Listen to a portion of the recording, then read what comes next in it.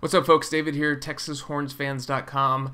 Let's talk about Texas 32, TCU 27. The Horns dropping the horn in Fort Worth. A really kind of a refreshing win, I think, but no doubt a struggle.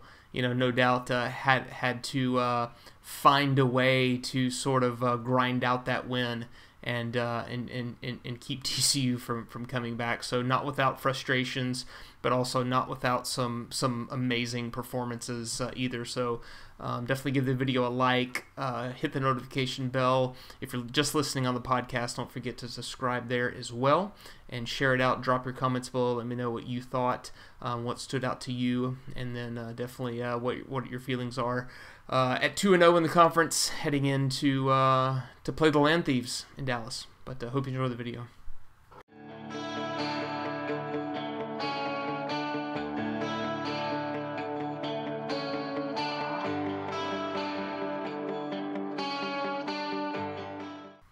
So, like I said, overall, I definitely think that this was just a refreshing win to go up to Fort Worth and take care of TCU, which has only happened about, 2 of the last 7 or 9 times or something like that over the last several years. This game certainly worried me a little bit heading into the season, also because it was the week before OU. And kind of the same thing we saw last year, dropping this game with Keontae Ingram fumbling at the goal line, right on a first down run, which really screwed things up, because that would have been really I think a game-winning touchdown run, even if they had to use some other downs to run out the clock a little bit and then stick it in the end zone. But overall, I think that hopefully this team grew a lot with this win on offense and defense. Obviously, a massive man's performance from Bijan. More than 200 yards, 35 carries. He added 22 through the air, but just really absolutely took over the game toward the end when Texas needed crucial first downs. He was stuffed at the goal line there on that last drive that Texas was trying to punch it in on fourth down. 2 short runs on 3rd and 4th down that TCU did a great job of stiffening up. And then on the following drive, TCU goes 99 yards and scores a touchdown to get their 27 points.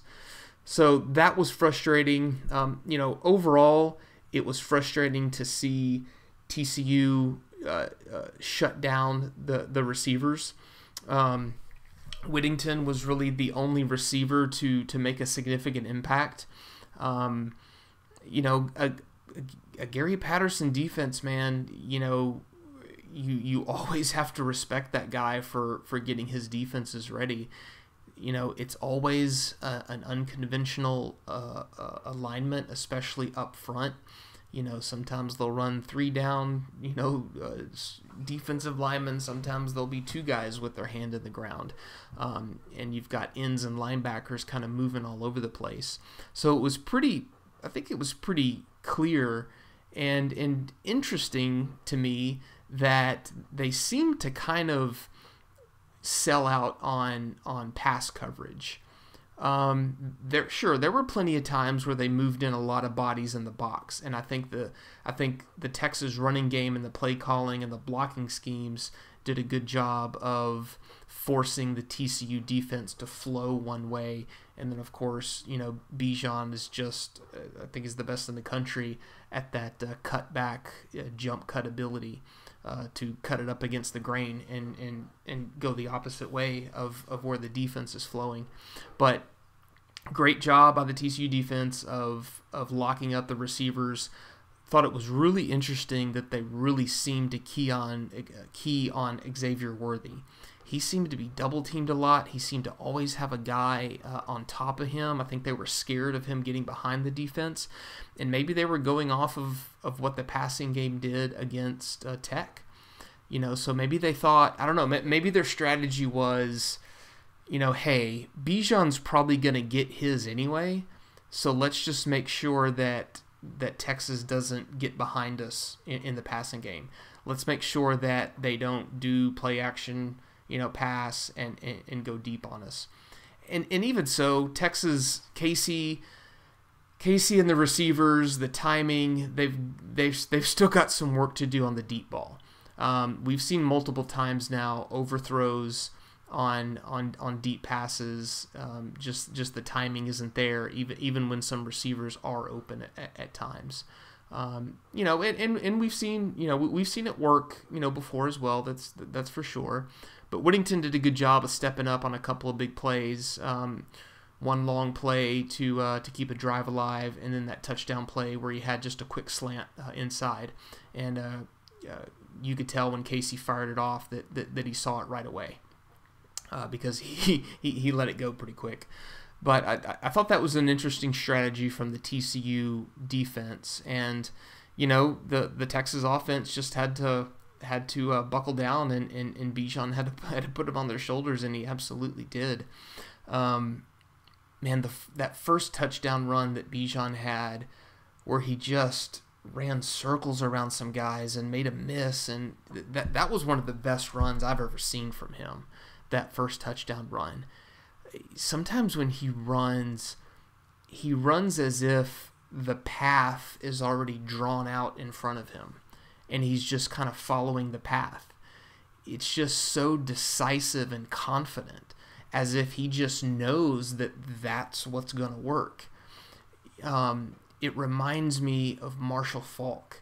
Marshall Faulk used to make moves as if he was making a move to beat the next guy, the second level guy, where he used to say that by the time he was looking at who was next, he knew he had already beaten the first tackler, right?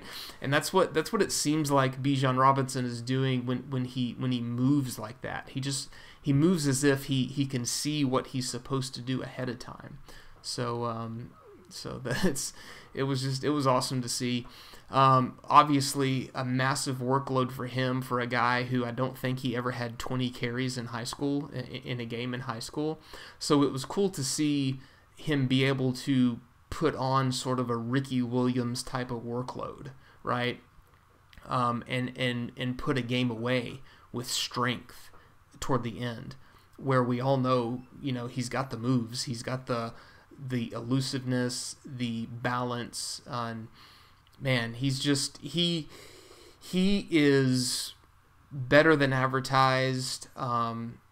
Just so dang special, so special. God, I hope he has a monster game against the Land Thieves. Casey struggled at times passing the ball, but the wide receivers struggled to get open. I don't think they did him a whole lot of favors either. They had some drops. Worthy had a freshman game, and hopefully that's this was a growth game for him, and he does some learning from it, because his talent and speed is undeniable.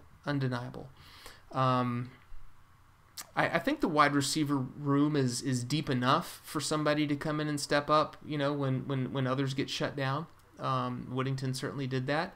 And I've also liked, I like that Sark keeps the best players on the field. It's pretty much Worthy, Whittington, even though Josh Moore's kind of pretty much been MIA so far this year. It's those guys. Washington will get in there sometimes. Cade Brewer, Jared Wiley will get in there. Cade Brewer had a great day blocking, if you guys didn't notice that. I certainly did.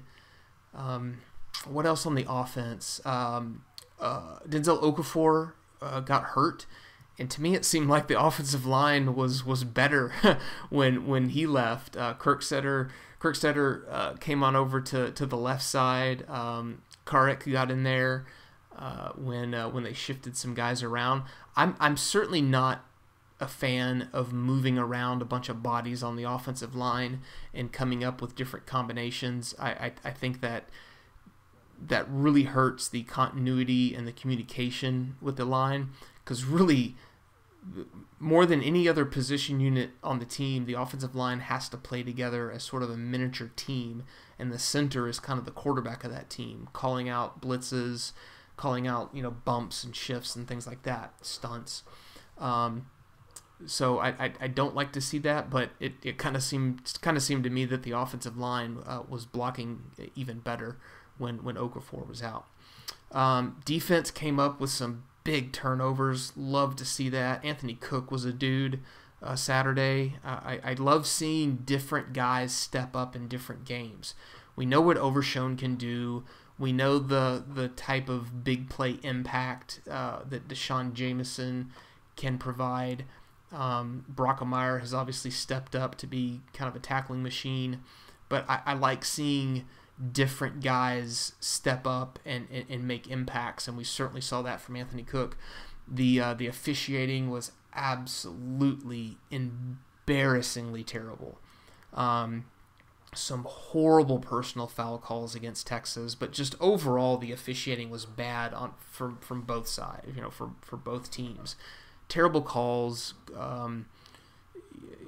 There was that penalty on Overshone where he kind of went over Zach Evans, didn't really hit him, just kind of, and it was a penalty. That was ridiculous. But love seeing the turnovers. Obviously the bad thing, 3 turnovers. I think they got 9 points off of 3 turnovers. That's absolutely unacceptable. You got to get in the end zone once or twice on that. Having 9 points off of 3 turnovers is terrible. Texas turned the ball over once with Casey's really, really bad interception, throwing into what kind of converged as triple coverage, trying to hit Worthy, and that was just terrible. There was a question whether Worthy was interfered with, but either way, it was a terrible pass. But plus 2 on turnovers. The defense did not allow Max Duggan to gash him, which I love seeing. We saw that last year, especially sometimes just easy, wide open, up the middle runs that Duggan had last year. So they held him to like 180-something yards passing and I think like 30 yards rushing. So that was cool to see. I'm glad they didn't let him, gash him like that. Zach Evans is a dude. He had a good game. He's going to be a player. There's no doubt. He had one long run, I think in the second half. It was like a 30-something yard run, which really padded his yards per carry average, which ended up being like, I think 7.5 yards per carry. Take away that run, and I think that bumps him down to like 5.9 yards per carry or something like that. But he was really good. He's tough, man. He's a legit running back too.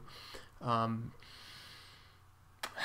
know TCU lost, arguably their best receiver pretty early on, so I think that hurt them. But overall, the TCU opens the game with that long kickoff return. Zach Evans scores. He muscles his way past Luke Brockemeyer, which was pretty embarrassing. Looked like Brockemeyer had him, but he muscles his way past him into the end zone. So a quick 7 points for TCU. From that point until TCU's last touchdown, when they went 99 yards to go from 20 to 27, TCU only scores 13 points for most of the game. Obviously, Texas goes up 32 to 20. They absolutely could have kicked a field goal and gone up 35 to 20. They tried to go for the touchdown. So the game certainly was more in hand at that point. So pretty proud of the defense for really only allowing 13 points for the bulk of the game, just in terms of the time of possession and stuff like that. So it was kind of an easy touchdown to open up the game, and thought the defense kind of really stiffened up, and obviously getting 3 turnovers helps, right? With the fumbles, and TCU fumbled on that one little kind of reverse sweep. But Deshaun Jameson was back there already, and he was going to blow it up, I think, no matter what. Not that he absolutely would have caused a fumble, but that play was going nowhere anyway. And, of course, he ended up recovering that fumble. Looking at a few stats, Casey, obviously a pretty mediocre day, 20 of 22, 142 yards, 1 touchdown to Whittington, and then that one really, really bad interception, really bad throw there. He had a good long run. I think it was on a first down play.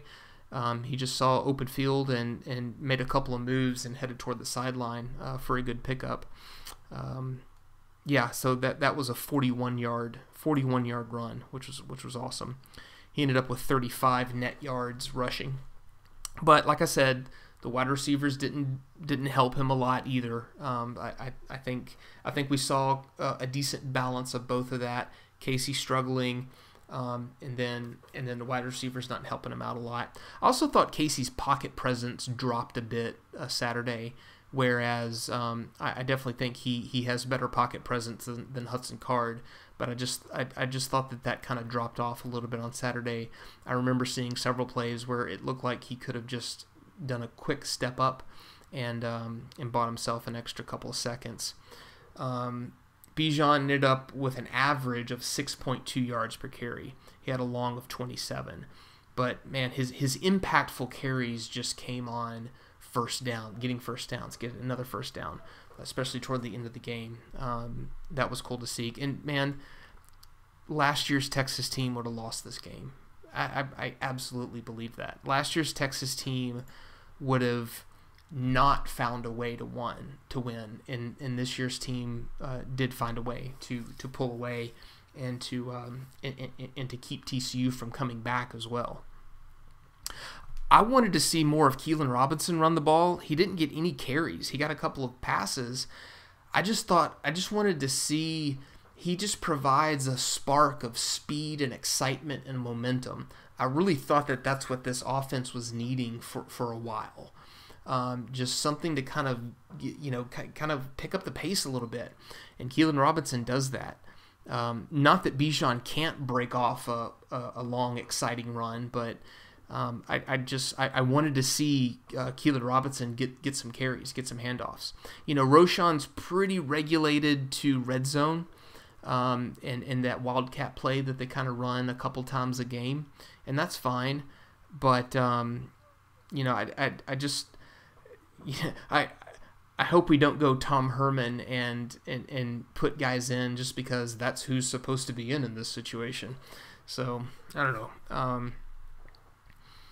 Receivers, if it weren't for Whittington, your receivers outside of Whittington, Josh Moore, 3 catches for 13 yards, and Xavier Worthy, 1 catch for 7 yards. Receivers in total, 7 catches from the wide receivers. No catches from tight ends. And obviously everyone else is Bijan, 2 catches, Keelan Robinson, 2 catches, and Roschon, 1 catch. So really, really disappointing day from the wide receivers. Jamison coming up with a fumble recovery. Anthony Cook causing a fumble on Duggan, recovering that, and Overshone recovering a fumble too.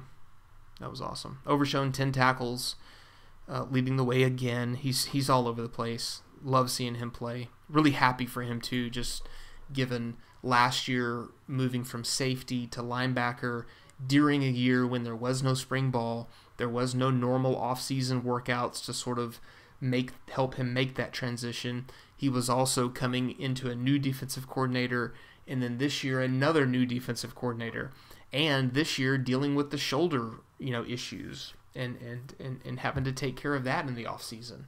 So he's had to overcome a lot making that transition to outside linebacker, and just really happy and proud to see him excel. Brockemeyer looked banged up the entire game, but he still ended up with 9 tackles.